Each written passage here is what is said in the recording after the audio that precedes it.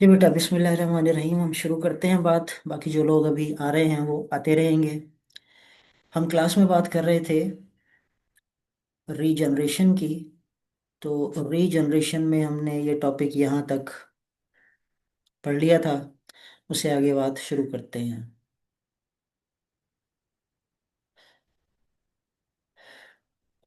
जी। तो यहाँ पर इन ह्यूमंस, ये आप ऐड कर लें।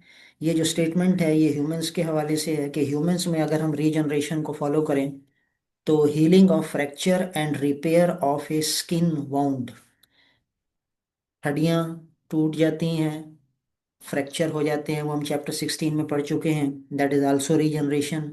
इसी तरह स्किन के ऊपर कोई कट लग जाए, जल जाए, तो वो भी फिर दोबारा रिफॉर्म हो जाती है, वो भी रीजनरेशन है। Are the some examples of, are some other examples of regeneration.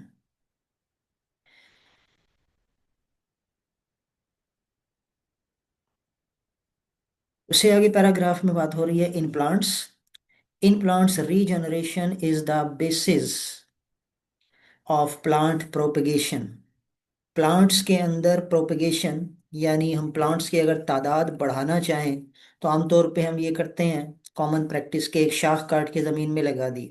यानी एक ही लंबी शाख ली, उसकी चार पीसेस किए और चारों अगर ज़मीन में दबा दिए तो उन चारों से चार पौधे बन जाते हैं।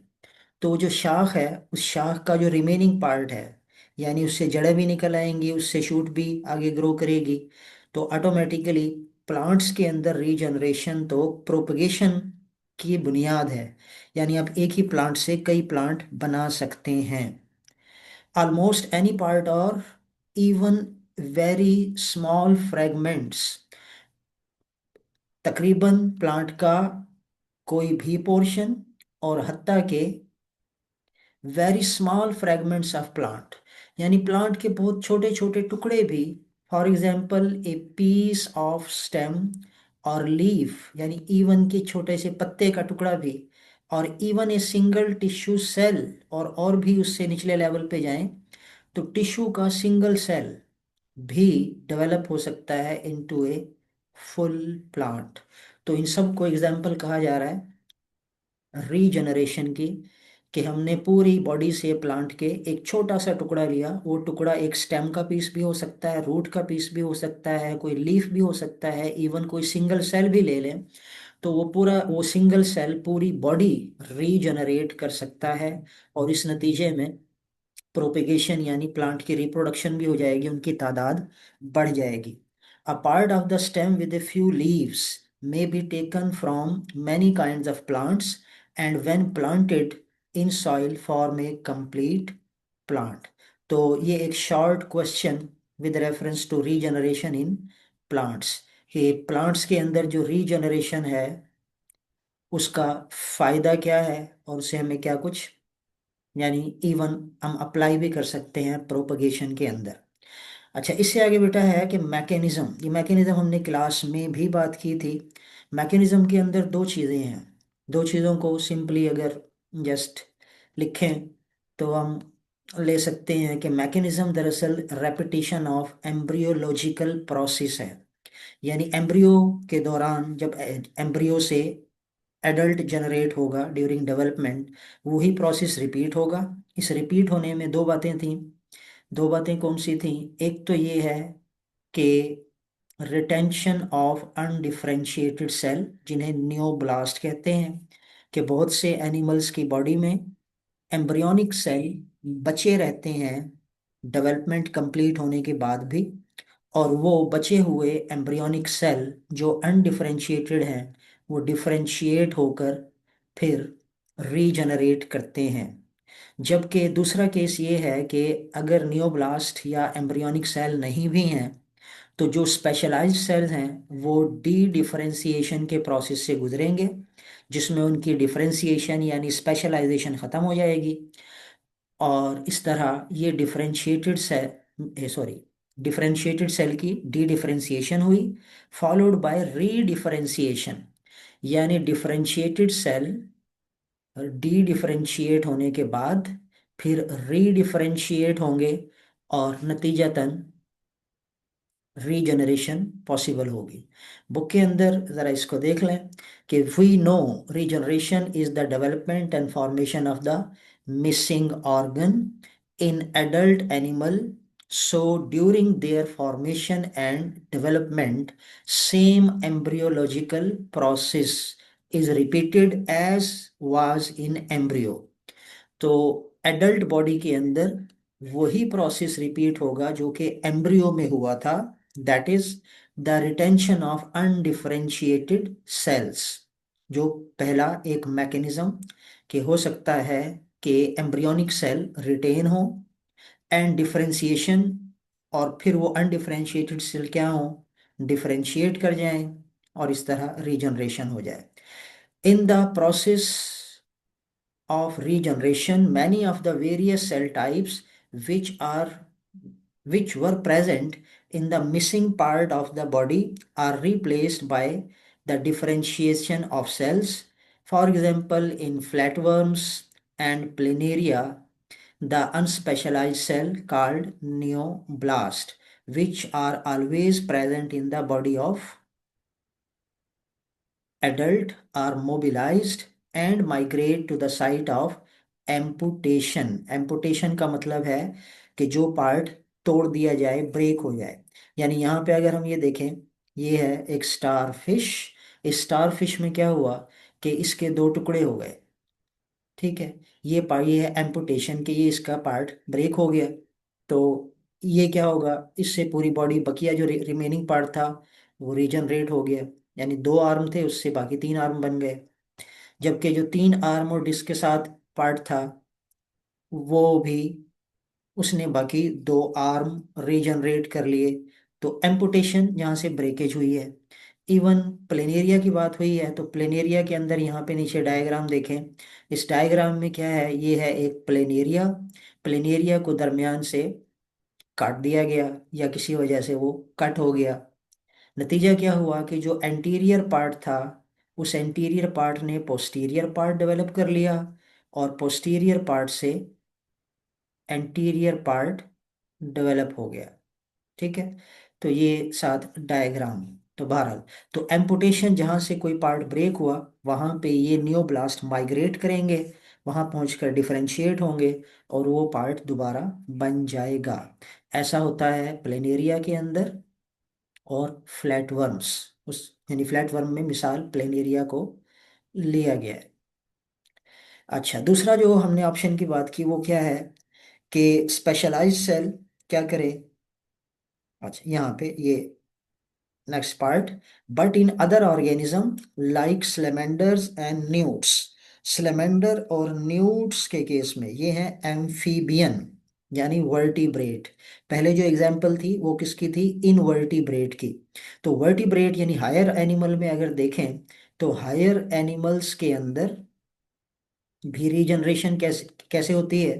तो हायर एनिमल्स के अंदर हमें न्यूब्लास्ट का फीचर तो नज़र नहीं आता। वहाँ पे हमें नज़र ये आता है कि some of the specialized tissue cells, यानी बॉडी के अंदर कुछ स्पेशलाइज्ड टिश्यू के सेल्स, यानी जो स्पेशलाइज हो चुके थे, डिफरेंशिएट हो चुके थे, उनमें क्या होगा, उनमें होगी डी डिफरेंशिएशन। यानी उसके नतीजे में वो अपनी स्पेशलाइजेशन खो देंगे या लेस स्पेशलाइज्ड हो जाएंगे, या सादा लफ्ज़ों में वो अनडिफरेंशिएटेड हो जाएंगे। And then proceed to differentiate, और फिर डिफरेंशिएट करना शुरू करेंगे। तो नतीजतन फिर दोबारा से वो पार्ट डेवलप हो जाएगा into the same and probably different types of cells. तो ब्रीफली जो हमने यहाँ पे बात की कि देयर आर टू प्रोसेसेस, एक तो है रिटेंशन ऑफ अनडिफरेंशिएटेड सेल, और दूसरा है कि डिफरेंशिएटेड सेल डी डिफरेंशिएट होकर फिर रीडिफरेंशिएट हों और इस तरह रीजनरेट कर दें। जो पहला प्रोसेस है उसकी एग्जांपल इनवर्टिब्रेट से दी, और जो दूसरा प्रोसेस हमें नज़र आता है वो नज़र आता है in case of vertebrate, amphibian की मिसाल है। तो ये तो हो गया रीजनरेशन। इससे नेक्स्ट टॉपिक बेटा है बुक के अंदर, एबनॉर्मल डेवलपमेंट। एबनॉर्मल डेवलपमेंट की स्टडी को टेरेटोलॉजी कहा जाता है। अब टेरेटोलॉजी बुक क्या डिस्क्राइब कर रही है कि abnormal development sometimes under unfavourable conditions, बाज़ कंडीशंस अगर फेवर में ना हो डेवलपमेंट के, तो some parts of the body show abnormal development.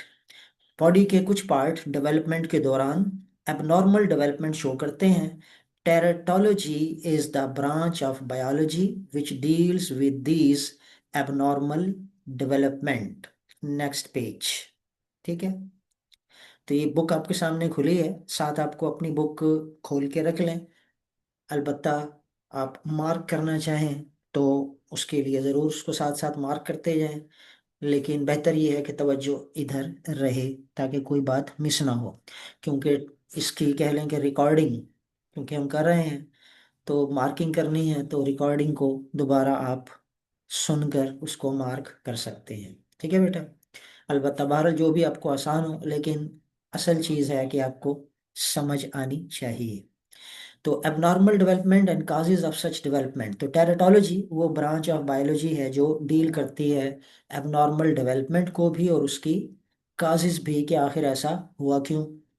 Anything which interferes with the normal process of development is the factor causing abnormality. तो मुख्तलिफ factor हो सकते हैं, बहरहाल कोई भी फैक्टर जो इंटरफेयर करेगा नॉर्मल प्रोसेस ऑफ डेवलपमेंट को, वो एबनॉर्मेलिटी काज करेगा।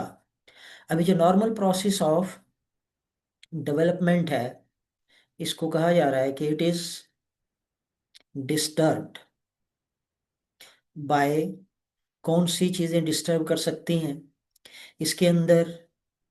अब चार चीजें यहाँ पे इस पैराग्राफ में ली हैं, बस वो चार चीजें कौन सी हैं।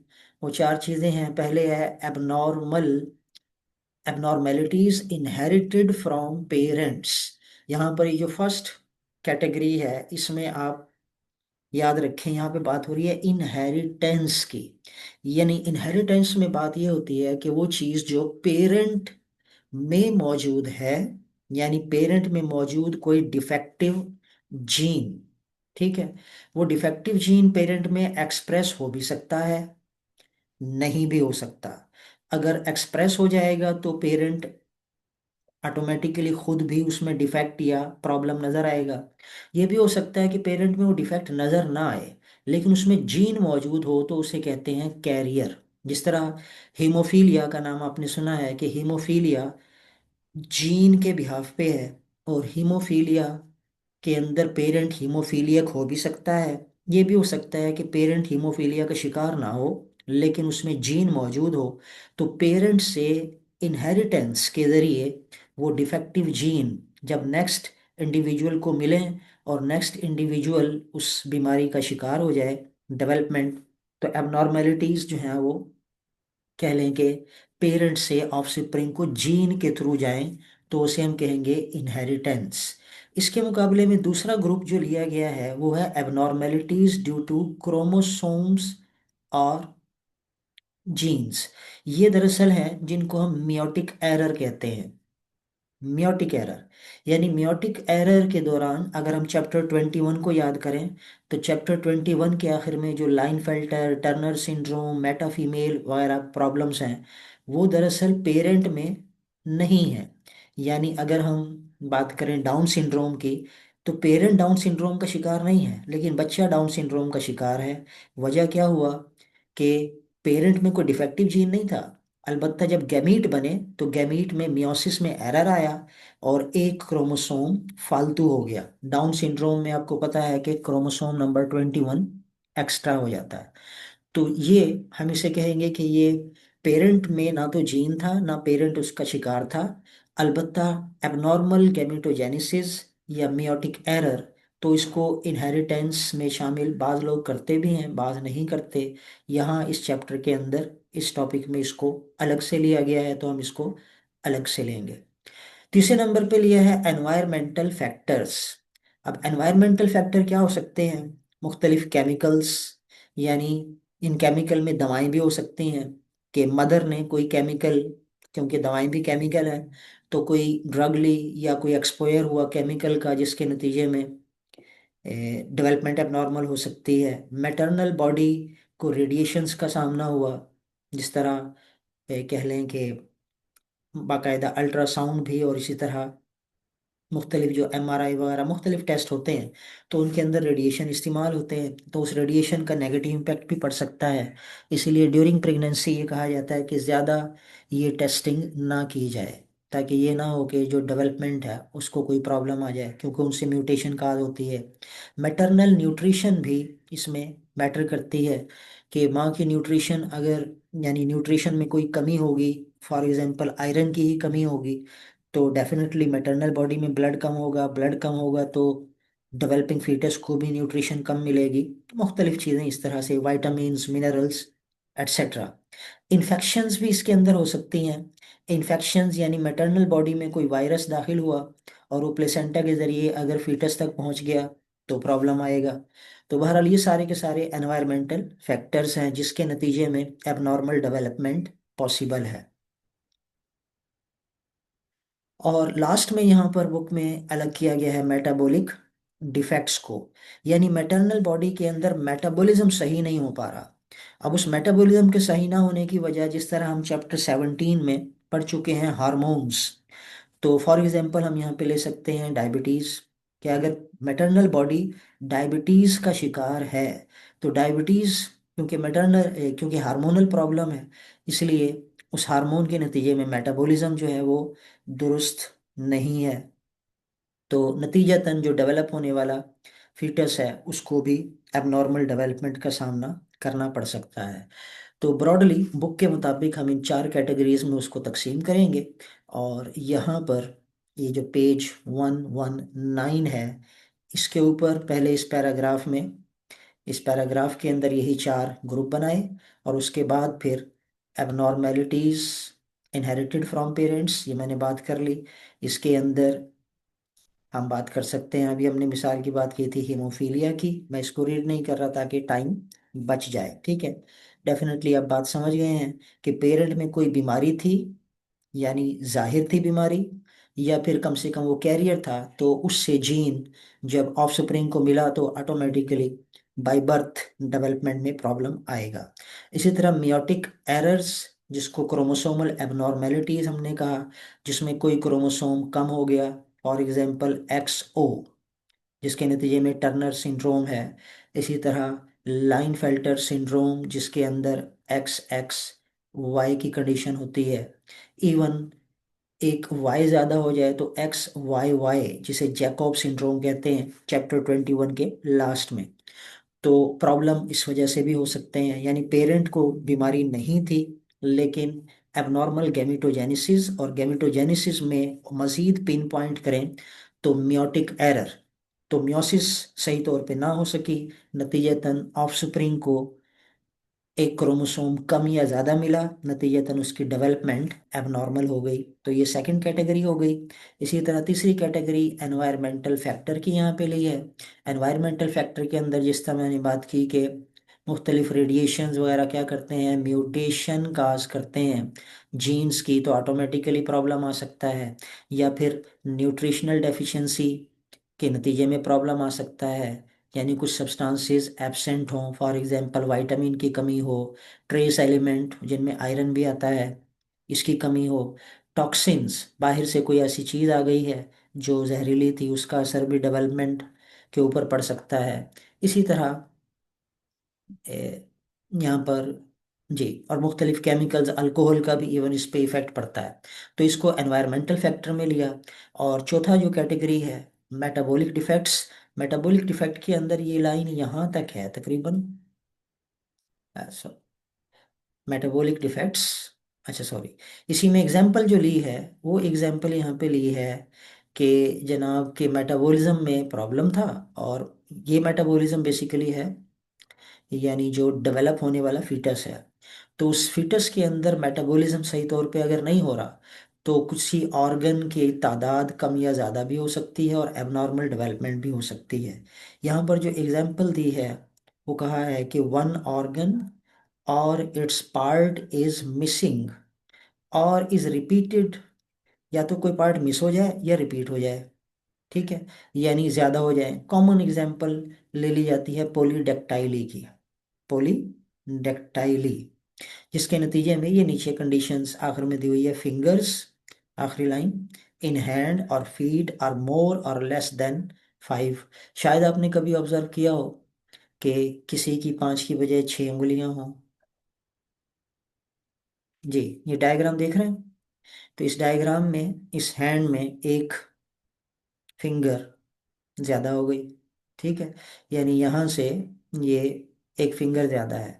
तो इसी किस्म के केसेस यहाँ पे उसको जनरली ले लिया गया है कि ये मेटाबॉलिक डिसऑर्डर के नतीजे में ऐसा मुमकिन हो सकता है कि डेवलपमेंट प्रॉब्लमेटिक हो जाए।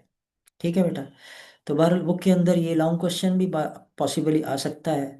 तो आपने इसी तरह ये 4 ग्रुप बनाकर इसको आपने डिस्क्राइब कर देना है।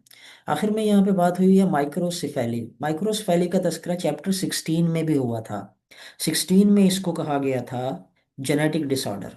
तो इसलिए जो आखिरी ये जो माइक्रोसिफेली है इसको आप अगर डालेंगे तो ऊपर इनहेरिटेंस में डाल देंगे, और ये फिंगर्स वाली जो कंडीशन है ये हम ले लेंगे मेटाबॉलिक डिफेक्ट्स के अंदर। तो यहाँ से ये पार्ट कह लें कि चैप्टर इधर से तो कंप्लीट हो गया, आगे एक्सरसाइज है। अब हम चलते हैं बैक चिक डेवलपमेंट की तरफ। ठीक है जी। यहाँ तक कोई क्वेश्चन बेटा? कोई एक मुझे ज़रा बता दे कि क्लासरूम में स्टूडेंट मौजूद हैं जवाब देकर। कोई क्वेश्चन?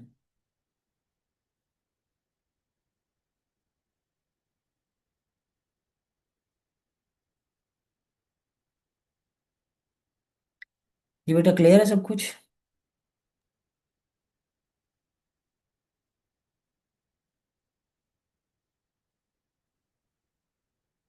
मैसेजेस आपने भेजे हुए हैं?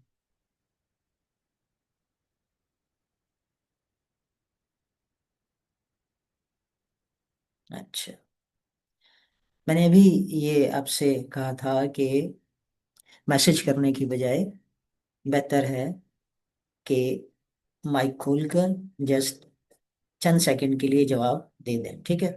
क्योंकि वो फिर अलग से खोल के उसको चेक करना ये थोड़ा सा प्रॉब्लम है। ठीक है जी, हम चलते हैं चिक डेवलपमेंट। चिक डेवलपमेंट को हमने छोड़ा था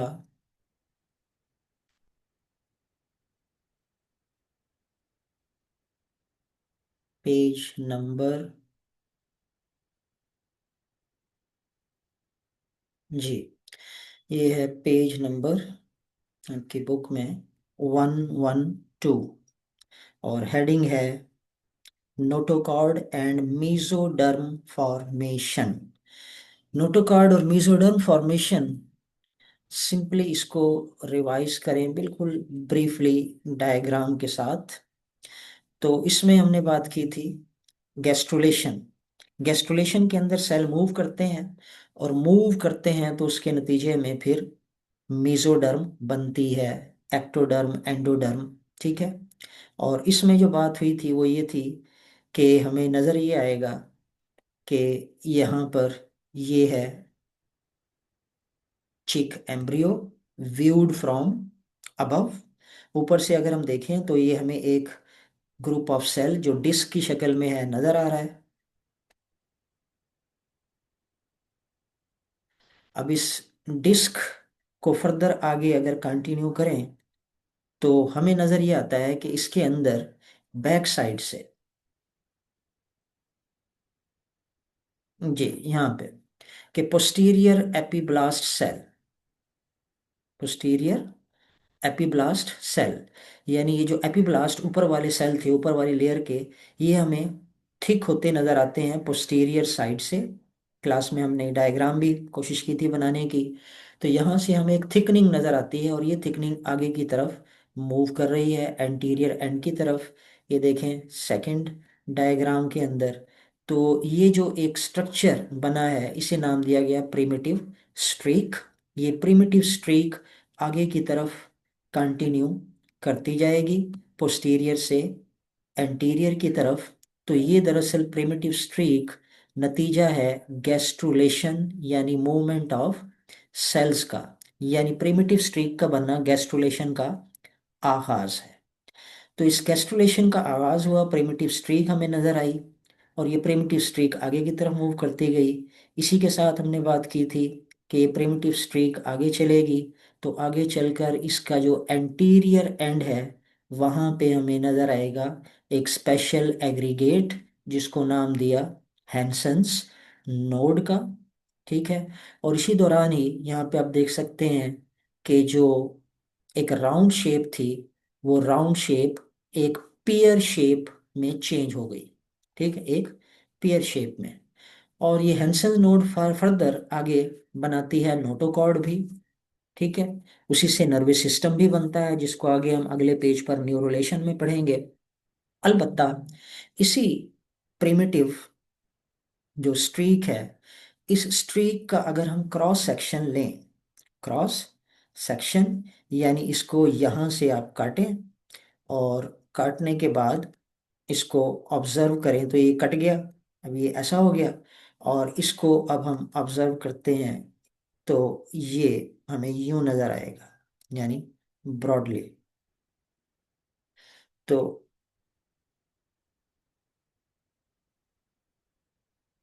जी, तो यहाँ पे हम देख सकते हैं कि ये है एपीब्लास्ट। ठीक है। इस एपीब्लास्ट से सेल्स, ये आप देख रहे हैं एरो, ये इधर से आए और नीचे इधर आ गए, और इधर आकर ये रेड कलर के सेल्स क्या हैं, ये रेड सेल्स हैं मीजोडर्म। और इसके नीचे जो आपको येलो सेल नजर आ रहे हैं यॉर्क के ऊपर, ये है एंडोडर्म। ठीक है।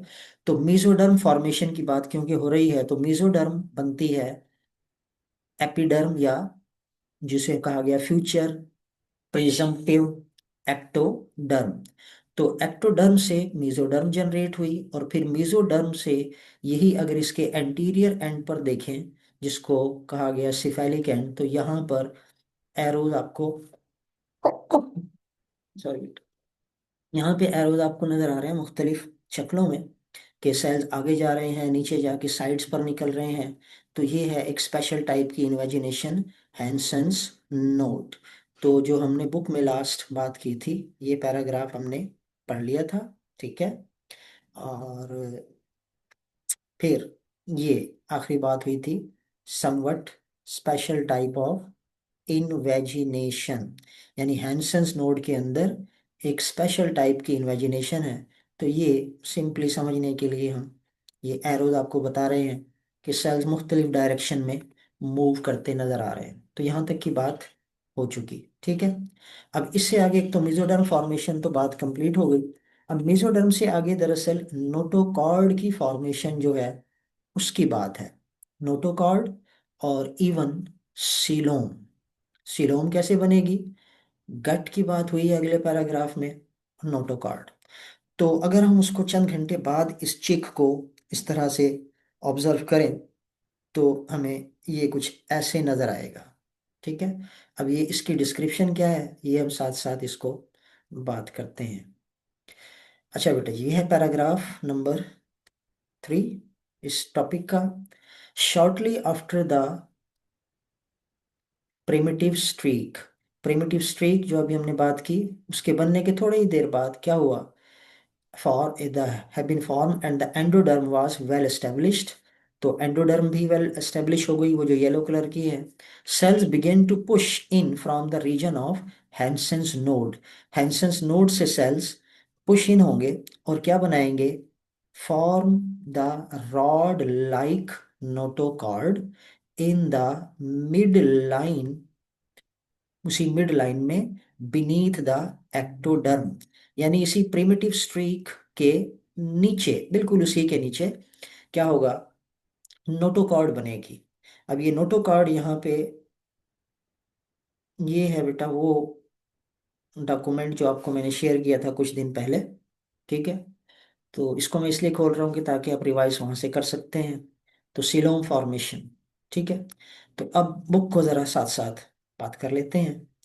तो midline beneath the ectoderm, the chick embryo of 18 hours notochord is one of the few prominent structural feature।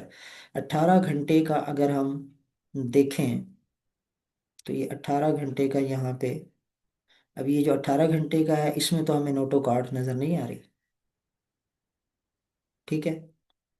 अब नीचे लिखा हुआ है 18 आवर्स, लेकिन यहाँ पे 18 आवर्स में इस डायग्राम में तो हमें नोटोकॉर्ड नज़र नहीं आ रही, ठीक है। यहाँ पे जो 25 है इसके अंदर आपको नोटोकॉर्ड नज़र आएगी। इसको मैं ज़रा एक्सपेंड करता हूँ।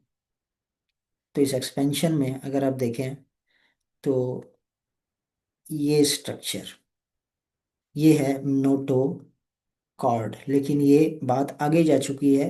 यहाँ तो आगे नर्वस सिस्टम भी बनना शुरू हो गया, ठीक है। तो डायग्राम बुक में मिसिंग है, जिसके अंदर कह रहे हैं कि नोटो कॉर्ड वेल डेवलप आपको मिलेगी, ठीक है। अच्छा जी, बहरहाल तो in chick embryo of at about 18 hours, notochord is one of the few prominent structural feature। prominent structural feature में से एक नोटोकॉर्ड है, ठीक है। अब ये नोटोकॉर्ड हम जरा यहाँ से इस डायग्राम से देख लेते हैं। ये है बेटा नोटोकॉर्ड, ये सेंटर में ये नोटोकॉर्ड बन गई, ठीक हो गया।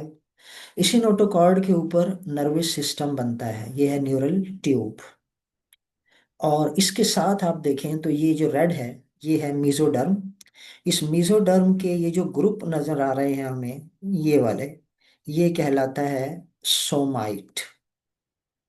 सोमाइट, सोमाइट दरअसल वो स्ट्रक्चर हैं जिनसे आगे चलकर बनता है मस्कुलर सिस्टम। उसके अंदर ब्लड वेसल बनती हैं, मसल्स बनती हैं, ठीक है।